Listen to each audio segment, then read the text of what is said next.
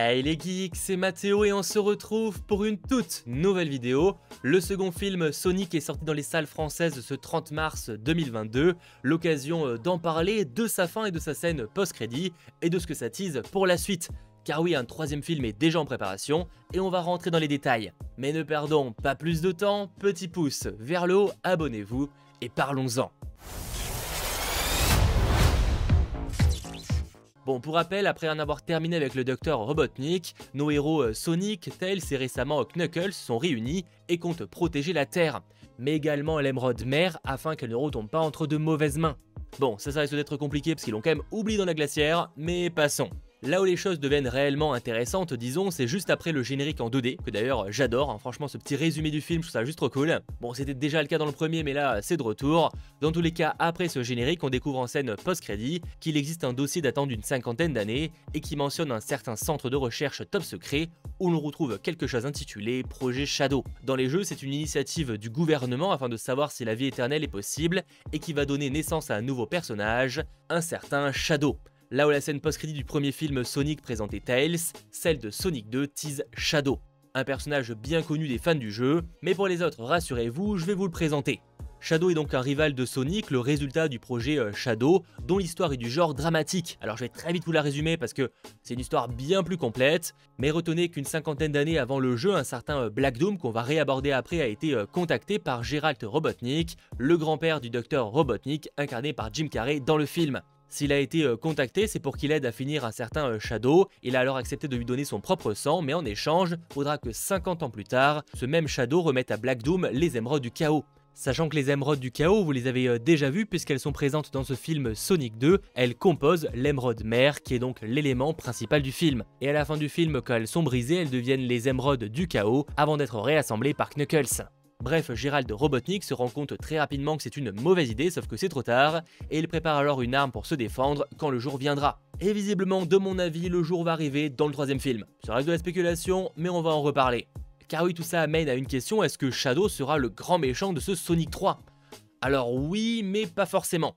Il le sera sûrement au début, tout comme ça a été le cas pour Knuckles, mais j'imagine personnellement un autre méchant derrière lui, une menace bien plus grande. Alors oui, il reste encore le Dr Robotnik en soi, car bon, difficile de croire qu'il soit réellement mort, surtout qu'on n'a pas vu son corps, et qu'en plus son sbire, l'agent Stone, est toujours là. Par ailleurs, même si j'adore Jim Carrey et je trouve que vraiment il apporte quelque chose au film, un nouveau méchant principal serait bien pour changer. Et en plus, voir le Dr Robotnik s'allier de nouveau avec un autre personnage, en l'occurrence la Shadow après Knuckles, ça ferait un peu répétitif. C'est pourquoi un méchant que j'aimerais beaucoup voir, même si les fans me diront c'est sûrement trop tôt, un certain Black Doom. Oui, si ça vous dit quelque chose, c'est que je l'ai évoqué un peu avant. En effet, c'est un personnage étroitement lié à Shadow, faut dire que c'est son sang qui a permis sa création et qui explique le fait que Shadow a cette immortalité. Car oui, côté pouvoir, Black Doom est immortel, il possède également un genre de troisième œil, ce qui lui permet de voir ce qu'il se passe ailleurs et de communiquer par télépathie. Il peut se déplacer en lévitant, en fait il n'a pas vraiment le choix parce qu'il n'a pas vraiment de jambes, et il peut compter sur son armée, les Black Arms. Il peut aussi devenir le Devil Doom, une version encore plus puissante, qui sert de boss final dans le jeu. A savoir qu'il déteste les humains, à qui il trouve plein de défauts, et considère son espèce comme parfaite. Alors que bon, en soi dans les faits, il ne sert que ses projets, et se fiche un peu que son armée soit détruite, il n'a aucune compassion, même s'il laisse parfois croire le contraire. Son projet c'est clairement d'asservir les humains, et c'est pourquoi il va ordonner à Shadow de récupérer les émeraudes du chaos, afin de lui rendre sa mémoire. Car oui, dans les faits, Shadow n'est pas vraiment du côté de Black Doom, et malgré les tentatives pour le faire rallier à sa cause, il va le suivre uniquement par obligation, notamment pour récupérer sa mémoire qu'il a perdue. Bref, autant vous le dire, toute cette histoire-là pourrait faire un très bon speech pour le troisième film. Sachant que certains fans me diront mais Mathéo il manque plein de détails, vous avez totalement raison, je l'ai vraiment simplifié un maximum parce que l'histoire de Shadow, de Black Doom, de Sonic etc.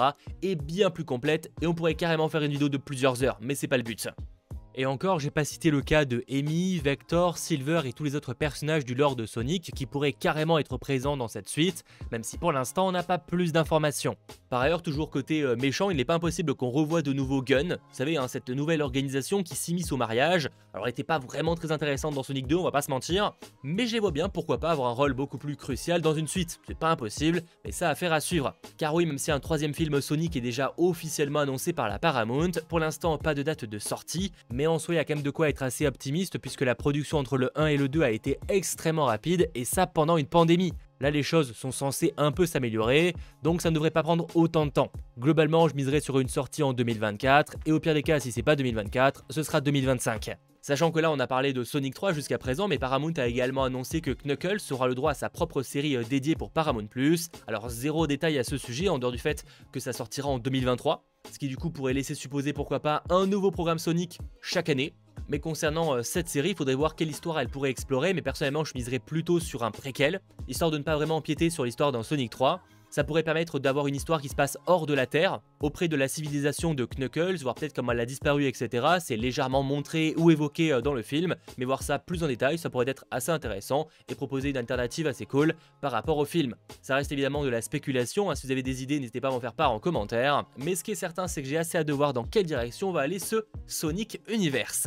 J'espère en tout cas que cette vidéo vous aura plu. Si c'est le cas, n'hésitez pas à lâcher le petit pouce vers le haut, à vous abonner, et on se retrouve très vite pour de nouvelles vidéos. C'était votre geek, Mathéo, ciao tout le monde.